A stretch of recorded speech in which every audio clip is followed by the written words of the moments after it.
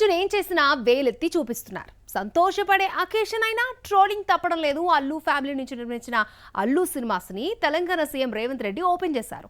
Event grand గా జరిగితే మాల్లో పెట్టిన ఫోటోలు వివాదమై సోషల్ మీడియాలో రచ్చ స్టార్ట్ అయింది. ఫోటోలు తెచ్చిన ఆ రగడేంటో చూద్దామా? అదేంటో కానీ బన్నీ హ్యాపీగా ఉంటే కాంట్రవర్సీ ఆ ఆనందాన్ని లాగేసుకుంటోంది. పుష్ప 2 సూపర్ హిట్ అయిన సంధ్య థియేటర్ సంఘటన సక్సెస్ని ఎంజాయ్ చేయకుండా చేసింది. అత్యాధునిక ఎక్విప్మెంట్తో అల్లు సినిమాస్ను నిర్మించి గ్రాండ్గా ప్రారంభిస్తే అట్లీ ఫోటో కాంట్రవర్సీకి కారణమైంది. చాలా మంది సినీ ప్రముఖులు ఫోటోలు పెట్టాడు. దాసరి, బాల్చందర్, విశ్వనాథ్, కె రాఘవేంద్రరావు ఫోటోలకు ఒకవైపు ఉన్నాయి. అయితే వాల్ ఆఫ్ ఫేమ్లో సినీ ప్రముఖుల ఫోటోలు వరుసగా పెట్టారు.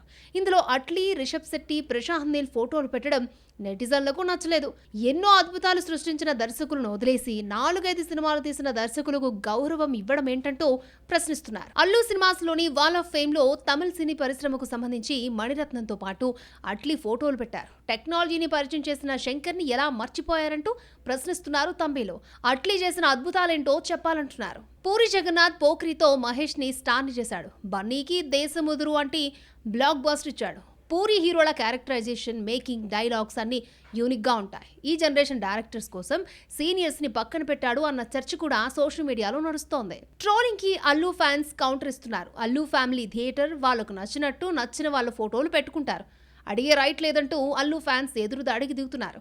అల్లు ఫ్యామిలీ కొత్త థియేటర్ని ఓపెన్ చేసి డ్రీమ్ తీర్చుకుంటే ఫోటోల వ్యవహారంపై సోషల్ మీడియాలో చర్చ ఆసక్తికరంగా మారింది.